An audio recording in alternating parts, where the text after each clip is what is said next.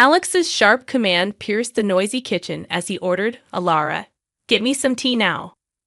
Pausing with soapy hands, I replied, "Hold on, I'm doing the dishes." His impatient tone interrupted. "Stop that and bring me the tea quickly. Can't you follow simple orders?"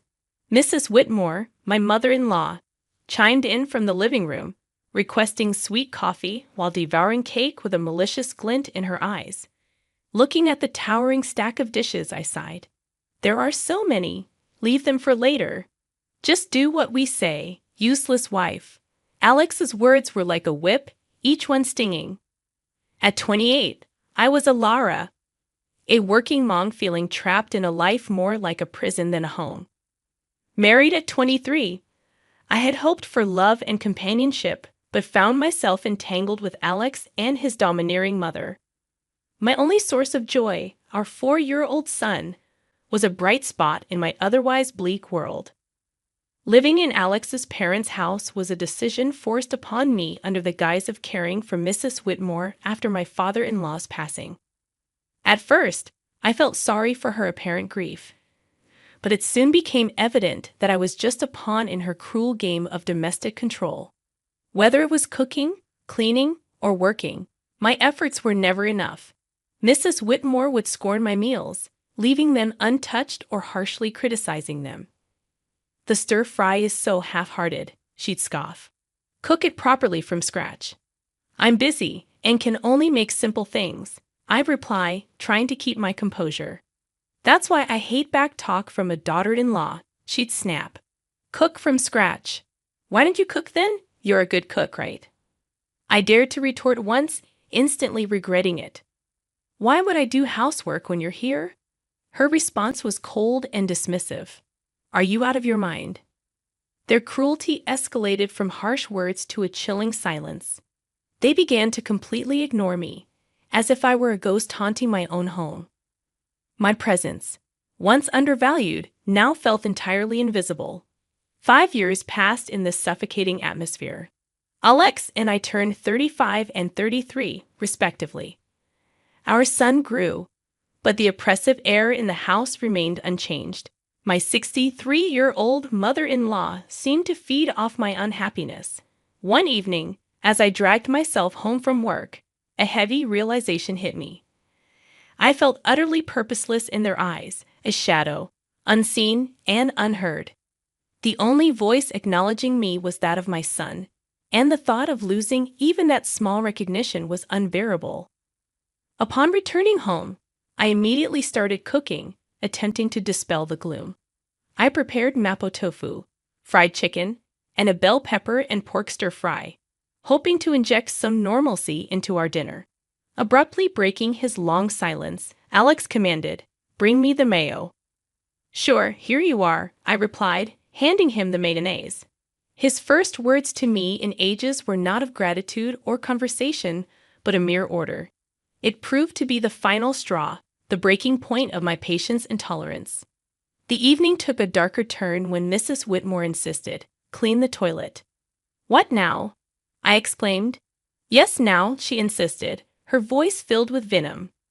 Unable to contain my frustration, I snapped back, "Don't say such a thing while we're eating. It's nasty, just like your heart," she hissed. Our argument with Alex quickly escalated, and he demanded that I apologize to his mother. However, for the first time in years, I stood my ground and refused. The conflict reached its zenith, and in that moment, a decision solidified within me. I realized I needed to escape this toxic environment, not just for my sake, but for the well-being of my son. Retreating to my room, my determination strengthened. I downloaded divorce papers, filled them out, and slammed them in front of Alex. His shock was evident, but I felt nothing but a cold resolve. "I'm filing these," I declared, my voice unwavering. Facing my husband's bewildered expression, I recognized that I had finally stepped out of the shadows. It was time to reclaim my life.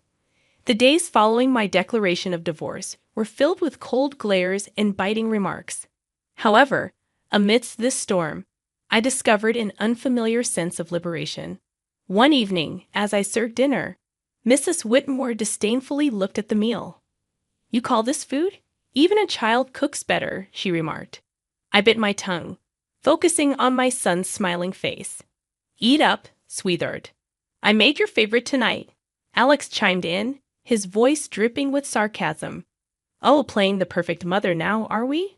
What a joke. Despite the anger simmering within me, I maintained my composure. I'm just trying to make a nice dinner for our son, I calmly replied. Mrs. Whitmore scoffed. Don't act high and mighty. You're just a burden in this house. The tension at the table thickened, and Alex's attempts to belittle me only intensified.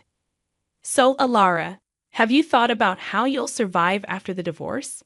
You can barely keep a house, let alone your own life, Alex challenged. I looked him squarely in the eye. I have been supporting this family for years. I'm not worried about taking care of myself and our son. Mrs. Whitmore interjected, We manage. We don't need your pity money. However, Alex's silence spoke volumes. He knew the truth. Without my income, they would be in dire straits.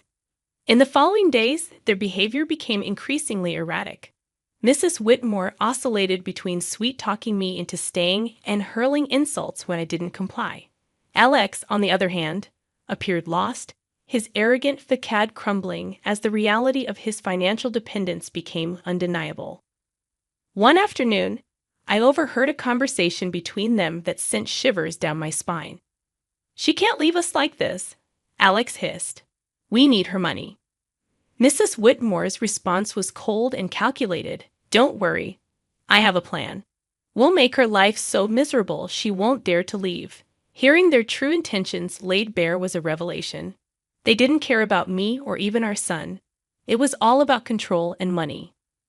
That night, as I lay in bed, a plan started to take shape in my mind. If they wanted a battle, I would give them one. However, it wouldn't be fought with words or petty arguments.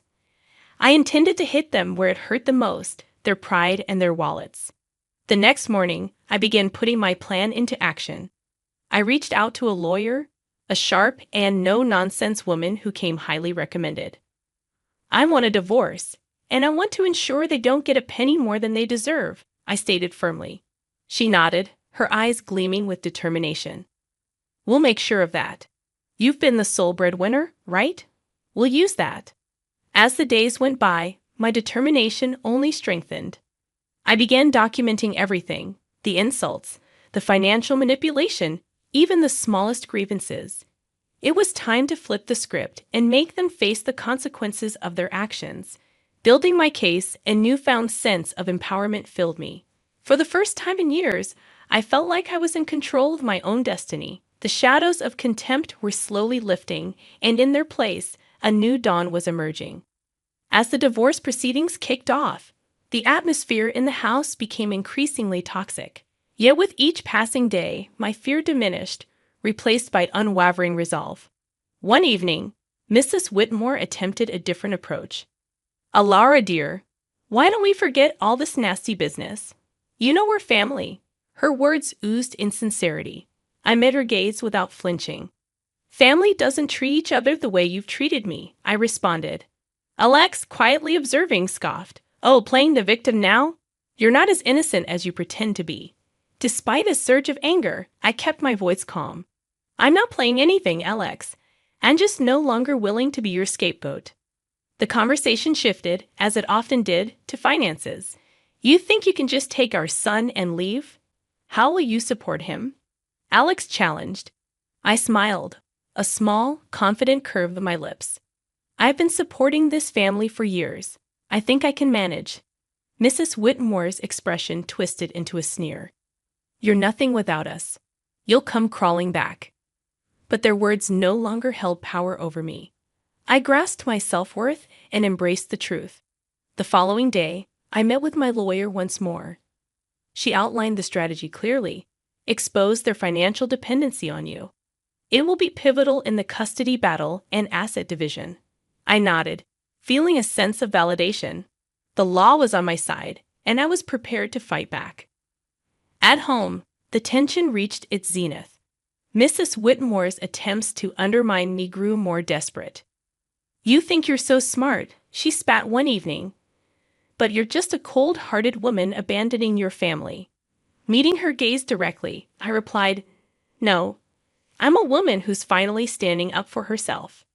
Alex interjected, his voice dripping with venom. "You'll regret this. You can't survive without me." However, his threats fell on deaf ears. I was done being intimidated. In the following days, my preparations for the court battle intensified. I gathered financial statements, recorded their abusive remarks, and collected evidence of their negligence. One afternoon, as I organized my documents, my son approached me. "Mom, are we going to be okay?" His voice was small and uncertain. I pulled him into a hug. "Yes, sweetheart, we're going to be just fine. We're leaving this place, and we're going to start a new, happy life, just you and me." His arms tightened around me, and in that moment, I knew I was making the right decision. In the following days, my preparations for the court battle intensified. I gathered financial statements, recorded their abusive remarks, and collected evidence of their negligence. One afternoon, as I organized my documents, my son approached me. "Mom, are we going to be okay?" His voice was small and uncertain. I pulled him into a hug. "Yes, sweetheart, we're going to be just fine. We're leaving this place, and we're going to start a new, happy life, just you and me." His arms tightened around me, and in that moment, I knew I was making the right decision. The day of the court hearing drew near, carrying with it a sense of imminent freedom. I was prepared to confront Alex and Mrs. Whitmore, determined to put an end to their control and emotional abuse. Ready to reclaim my life, I aimed to provide my son with the peace and happiness he deserved. Justice awaited, and I was resolute in ensuring it would be served. The day of the court hearing arrived, a moment I had both dreaded and anticipated. As I sat across from Alex and Mrs. Whitmore in the courtroom, a surreal feeling washed over me. This was the pivotal moment when everything would change. The proceedings commenced with a chilly formality. Alex's lawyer painted him as a devoted husband and father unjustly burdened by false accusations. Mrs. Whitmore played the role of the grieving mother-in-law mistreated by an ungrateful daughter-in-law. However, their performance was transparent, their lies fragile. When it was my turn to speak, I addressed the court clearly, my voice unwavering. "I have been the sole provider for this family for years. My husband's employment and his mother's manipulation have consistently strained our household." Alex interjected, feigning hurt in his voice. "Alara, how can you say these things? I've always supported you." Turning to him, I maintained an unyielding gaze. "Support entails more than just words, Alex. It's about actions, and your actions have shown nothing but selfishness and cruelty." The judge attentively listened as I presented my evidence. Financial statements, recordings of their verbal abuse, and testimonies from neighbors who had witnessed their behavior. The undeniable truth unfolded. As the evidence piled up, Alex's facade crumbled, and Mrs. Whitmore's composed demeanor faltered, revealing a slipping mask of innocence. The courtroom fell into a heavy silence, tension thick in the air. Then came the revelation that sealed their fate. My lawyer presented photographs and documents providing evidence of Alex's infidelity and Mrs. Whitmore's clandestine affair with a wealthy neighbor, Mr. Harwood. Murmurs erupted in the courtroom as compromising images were displayed, exposing their deceit. Their true colors were revealed for all to witness. Alex's face turned pale, his eyes wide with shock. Mrs. Whitmore's expression morphed into one of fury, her hands trembling. "You invaded our privacy." Mrs. Whitmore shrieked, her voice piercing. I looked at her, my voice calm but resolute. "No, I exposed the truth. A truth that you both have concealed for too long." The judge called for order, but the damage was irreparable. Their credibility shattered, their lies laid bare in the harsh light of the courtroom. As the hearing concluded, the judge's decision was crystal clear. I was granted full custody of our son, and a fair distribution of assets was mandated. Alex and Mrs. Whitmore were left with little more than their shattered reputations. Stepping out of the courtroom, I felt a burden lift from my shoulders. The years of manipulation and emotional abuse were finally behind me. I had confronted my oppressors and emerged triumphant. Yet the most gratifying moment arrived when my son rushed into my arms outside the courthouse, his face beaming with relief and happiness. "We did it, Mom!" he exclaimed, his voice resonating with joy. "Yes, we did," I replied, holding him close. "We're free now. This marks the beginning for us." As we walked away hand in hand, I recognized that this triumph wasn't just for me. It was a victory for every individual who had ever felt belittled, powerless, or undeserving. It stood for truth and justice, a new chapter unfolding, filled with hope and the promise of a brighter future. The aftermath of the court ruling was swift and chaotic. News of Alex and Mrs. Whitmore's deceit swiftly circulated, staining their reputations in our tight-knit community. They could no longer shield themselves behind a facade of respectability. In the days following the verdict, I dedicated my efforts to rebuilding my life with my son. Yet, I couldn't deny the satisfaction that came from knowing Alex and Mrs. Whitmore were facing the consequences of their actions. One evening, as I was preparing dinner, an unexpected visitor arrived. Mrs. Harwood, the wife of the wealthy neighbor involved in the affair. Her eyes were red with unshed tears. "Alara, I heard about everything. I can't believe what Sylvia, Mrs. Whitmore, did." Her voice broke, and I could see the pain etched on her face. I invited her in, offering a cup of tea. As we sat at the kitchen table, she poured out her heartache. Mrs. Whitmore's actions had caused more damage than she had ever anticipated. The next day, I encountered Alex in town. He was a mere shadow of his former self, his arrogance replaced by a defeated look. "Alara, please, can we talk?" he asked, his voice barely audible. I stopped, facing him. "What is there to talk about, Alex?" Fidgeting, he couldn't meet my eyes. "I am sorry for everything. I didn't realize how much I depended on you, on your strength." Though belated, his apology signaled a shift in power. He had lost everything: his dignity, his home, his family, and in that loss, he had finally acknowledged his own faults. However, it was Mrs. Whitmore who bore the brunt of the severe repercussions. Her involvement with Mr. Harwood not only tarnished her reputation, but also led to legal ramifications. Mrs. Harwood initiated divorce proceedings and pursued a lawsuit against her for alienation of affection. Through whispers and rumors from neighbors, I learned about Mrs. Whitmore's plight, a narrative depicting a woman undone by her own choices. She had become an outcast, rejected by those she had once considered friends.